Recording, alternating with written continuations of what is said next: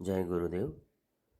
युग गीता से कैसे हो आसक्ति से निवृत्ति। भगवान श्री कृष्ण गीता के दूसरे अध्याय में अर्जुन की जिज्ञासा के उत्तर में कहते हैं, विषया विनिवर्तन्ते निराहारस्य देहिनः रसवर्जं रसोऽप्यस्य परम दृष्ट्वा निवर्तते। अर्थात इंद्रियों द्वारा विषयों को ग्रहण न करने वाले पुरुष के भी केवल विषय तो निवृत्त हो जाते हैं, परंतु उसमें रहने वाली आसक्ति निवृत्त नहीं होती। इस स्थित प्रज्ञ पुरुष की तो आसक्ति भी परमात्मा का साक्षात्कार करके निवृत्त हो जाती है। यह व्याख्या बड़ी ही महत्वपूर्ण है। हमें विषयों के प्रति आसक्ति को अंदर से बड़ी कठोरता के साथ निकालना होगा। काया से भी कोई भी कड़ा तप किया जा सकता है, पर यदि मन उन विषयों में आसक्त है तो वह तप भी निरर्थक है।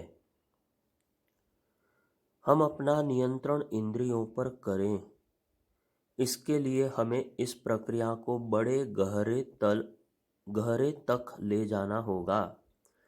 मन बुद्धि चित्त से भी गहरे अहम के शुद्ध भाव तक, जहाँ परमात्मा चेतना का निवास है।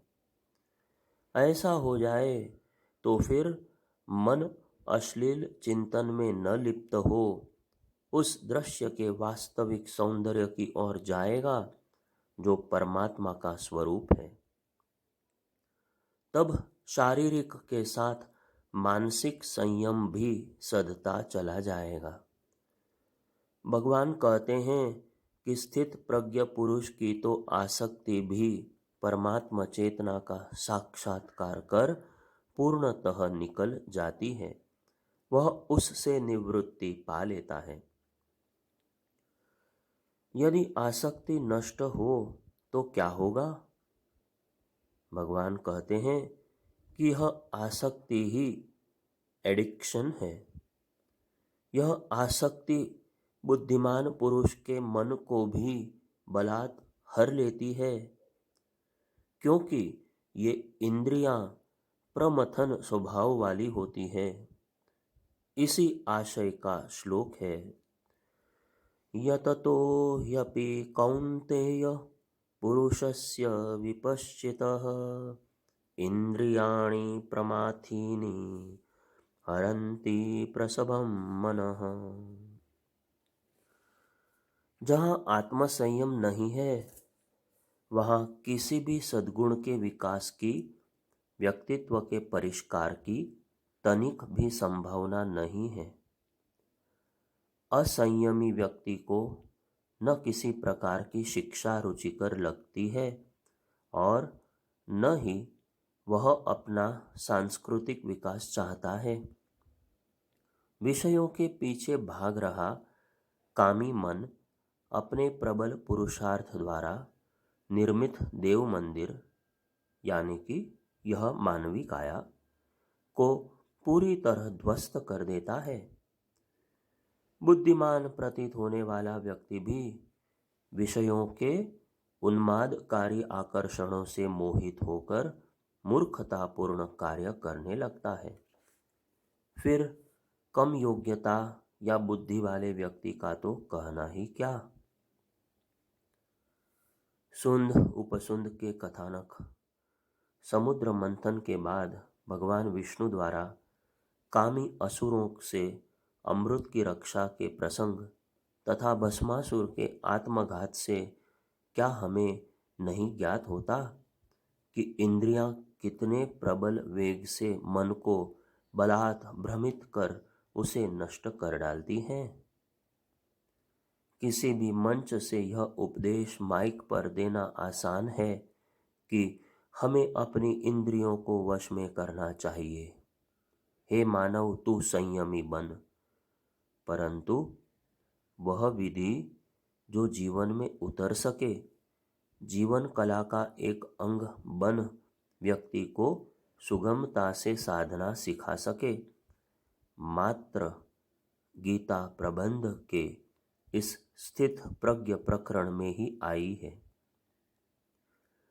विनोबा ने अपनी पुस्तक स्थित प्रज्ञ दर्शन में लिखा है कि गीता के इसी श्लोक के भावार्थ का एक श्लोक मनु ने भी लिखा है। मनु कहते हैं, मनुष्य को चाहिए कि वह माता, बहन और अपनी लड़की के विषय में भी सावधान रहे, क्योंकि इंद्रियां बलवान होती हैं और मौका पड़ने पर विद्वान को भी खींच ले जाती हैं।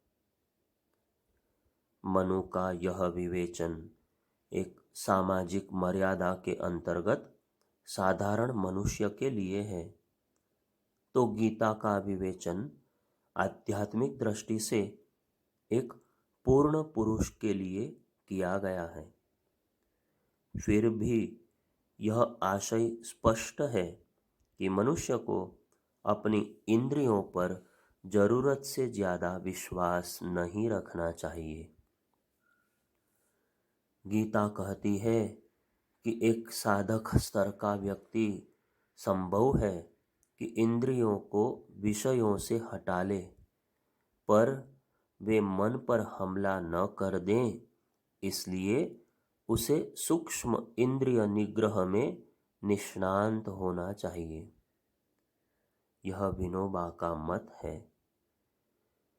आगे 61वें श्लोक में भगवान कहते हैं, तानि सर्वाणि संयम्य युक्त आसीत मत्परः वशे हि यस्येन्द्रियाणि तस्य प्रज्ञा प्रतिष्ठिता।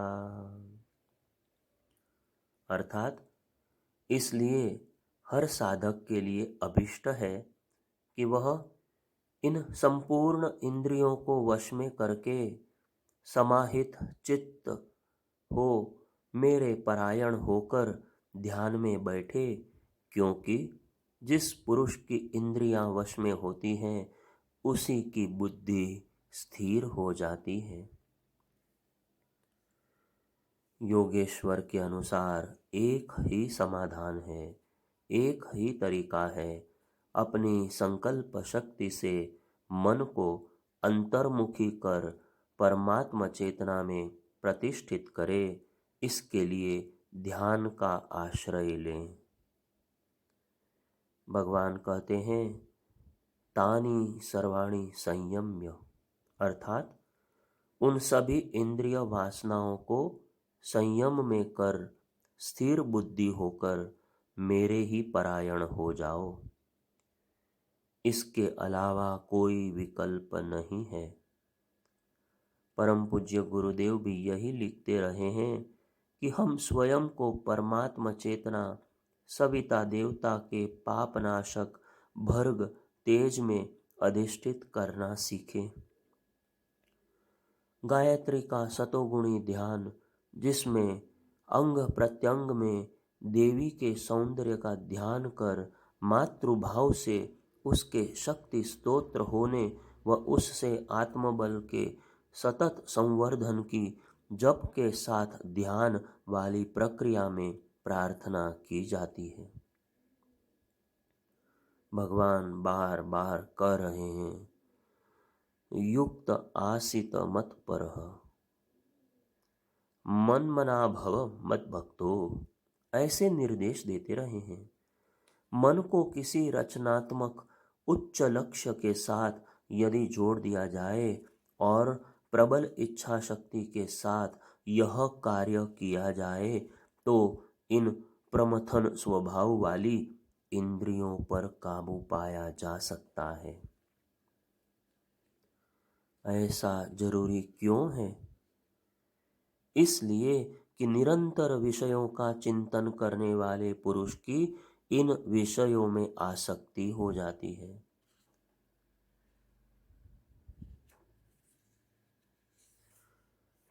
ध्यायतो विषयान् पुंसः संगस्तेषु प- संगस्तेषु पजायते।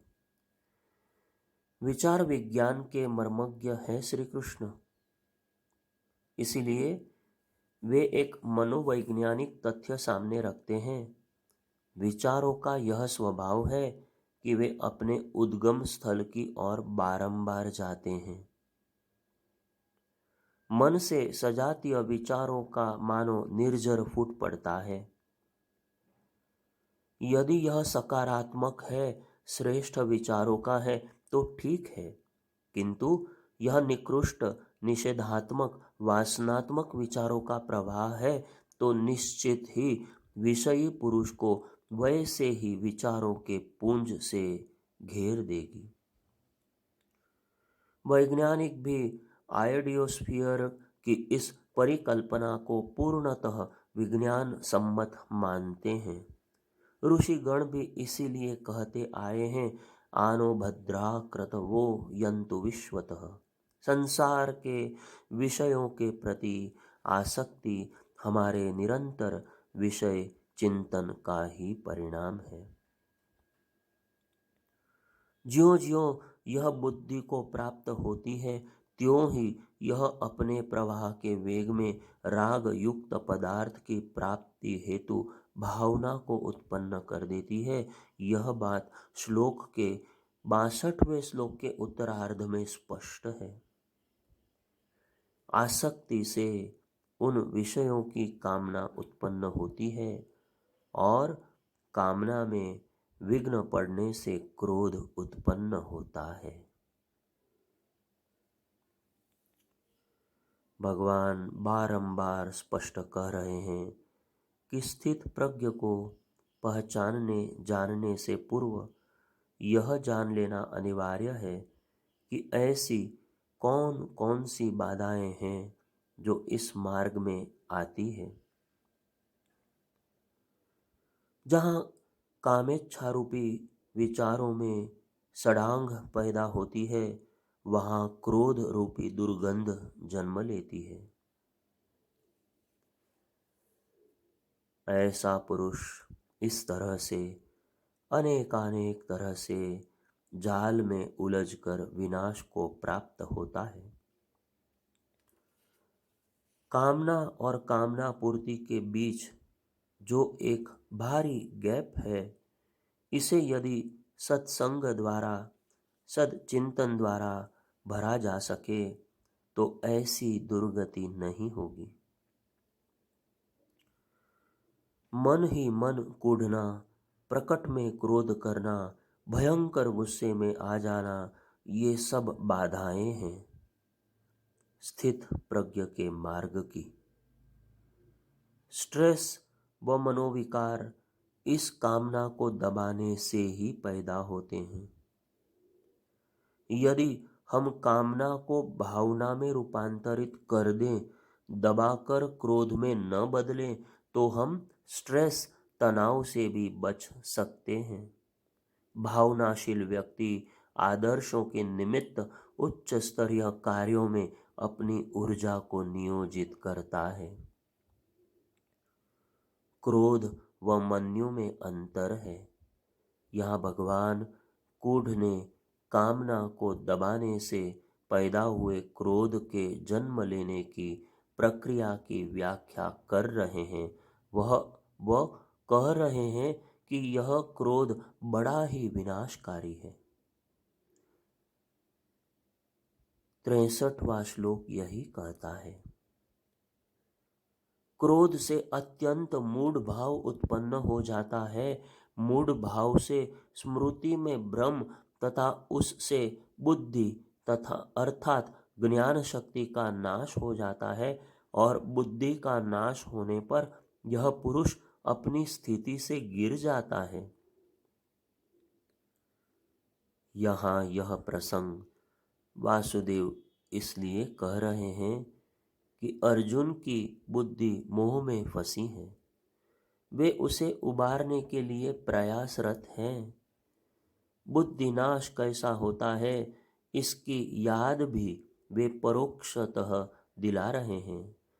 दुर्योधन के जानामि धर्मम न चमे प्रवृत्ति ही वाली स्वीकारोक्ति से, जहाँ उसने गुरुओं से, भीष्म पितामह से भी क्रोध भरे वचन कहकर अपने विनाश को स्वयं आमंत्रित किया है। वे कहते हैं कि क्रोध से मूढ़ता पैदा होती है। आदमी क्रोध से विद्वान नहीं कहलाता। कईयों को यही गलत फहमी है। जो क्रोध करे अपनी अधीनस्थों पर, धर्मपत्नी पर, बच्चों पर गुस्सा करे, उसी का रौब रहता है। बात यह नहीं है। क्रोध तो विनाश का मूल है। रास्ते में मूढ़ता के बाद स्मृति नाश आता है। कि बात की स्मृति इसकी कि हम ईश्वर के राजकुमार हैं। मानवीय गरिमा के अनुरूप जीवन जीने आए हैं। हम यह भूल जाते हैं कि हम भगवान के युवराज हैं, उत्तराधिकारी हैं, वरिष्ठ हैं। हम यही भूल जाने के कारण नर पिशाच, नर पशु जैसा आचरण करने लगते हैं। स्मृति नाश से हमारी ज्ञान शक्ति नष्ट हो जाती है एवं यह स्थिति आते ही आदमी गिरने लगता है। रावण का उदाहरण भली भांति इस परिप्रेक्ष्य में समझा जा सकता है कि वह किस तरह अपनी कामनाओं में विघ्न पड़ने से क्रमशः पतन को प्राप्त होता चला गया, जबकि विद्वान था, पराक्रमी सिद्ध पुरुष था, शंकर भगवान का वरदान प्राप्त तपस्वी था। बुद्धि के नाश से गिरने की प्रक्रिया को रोकना, मनुष्य को संभाल कर ऊंचा उठना सिखाना ही अध्यात्म है। परम पूज्य गुरुदेव कहते थे कि गिरना सरल है, उठना कठिन है। इसलिए उन्होंने अध्यात्म को जिंदगी का शीर्षासन कहा। जो इस शीर्षासन को सीख लेगा उसकी जिंदगी बन जाएगी। जीवन जीने की कला उसे आ जाएगी तथा वह अपने ऊपर अंकुश रखकर आसक्ति से दूर हटकर त्याग भरा जीवन जीना सीख लेगा। यही तो मानव निर्माण कला है। आद्य शंकराचार्य ने विवेक चूड़ामणि में कहा है कि साधक का पतन ऐसे होता है जैसे गेंद टप्पे खा खा कर गिरती है। वह भी एक एक सीढ़ी गिरता चला जाता है। बुद्धिनाश तब बचे जब यह स्मृति हो कि हम किस लिए इस धरती पर आए थे। धरती का श्रृंगार बढ़ाने, विश्व मानव की सेवा हेतु, न कि इसे नष्ट करने, मानव मात्र को पीड़ा पहुंचाने। हम सभी यह स्मृति रखें कि हम सौभाग्यशाली हैं कि हम अनेक जन्मों से जुड़े परम पूज्य गुरुदेव के शिष्य हैं। न जाने कितनी बार उनके विराट अभियान में हम उनके भागीदार रहे हैं।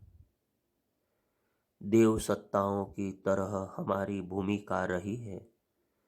कहीं हम उसे भूलकर ऐसे क्रियाकलापों में तो नहीं लग रहे जिससे हम उत्थान के बदले विनाश को प्राप्त हों। इसलिए बारंबार यह चिंतन, आत्मावलोकन, अपने बारे में अपने आप को ही स्मृति दिलाना बहुत जरूरी है। मनुष्य की महानता उसकी विवेक शक्ति में ही है। उसके विकास का और पशुओं से उसकी श्रेष्ठता का मुख्य कारण उसकी विवेक शक्ति अर्थात बुद्धि है। वह भी ऋतंभरा स्तर की। जब यह कार्य करना बंद कर दे तो उसका सर्वनाश सुनिश्चित है, यह मानना चाहिए। आसक्ति से कामना, कामना में बाधा आने पर क्रोध, क्रोध से मोह, स्मृति लोप एवं अंततः विवेक शक्ति का नाश, यह पूरा एक चक्र है। इसीलिए गीताकार बारंबार आत्म संयम की महिमा बताते हैं। यदि मनुष्य अपना अंतःकरण अपने अधीन कर ले, अपनी विवेक बुद्धि से काम लेकर आसक्ति से दूर रहे, कर्म करता रहे, तो उससे सभी दुख समाप्त होते व उसकी बुद्धि परमात्मा में स्थिर हो जाती है। यह 64वें 65वें श्लोक का सार है। अर्थात असंयमी गति क्या होगी, यह देखने के बाद विलोम भी देखें कि यदि हम अंतःकरण की प्रसन्नता चाहते हैं, दुखों से निवृत्ति चाहते हैं, तो स्वयं को कामनाओं से, आसक्तियों पर नियंत्रण करना सिखाएं। यही स्थित प्रज्ञ की सबसे बड़ी विशेषता है कि वह सदैव शांति में स्थित रहता है, कभी भी उसकी भावनाएं कामनाओं में नहीं बदलती, इसीलिए उसे सुख की भी प्राप्ति होती है। जो ऐसा नहीं होता उसे सुख नहीं मिलता, यह भगवान श्लोक क्रमांक 66 में समझाते हैं। अगला श्लोक उदाहरणों के साथ व्याख्या वाला है कि मनुष्य को डुबाने के लिए, इस भवसागर में पतन के गर्त में डालने के लिए कई नहीं, एक ही इंद्रिय पर्याप्त है। आगे की वार्ता हम कल करेंगे। जय गुरुदेव।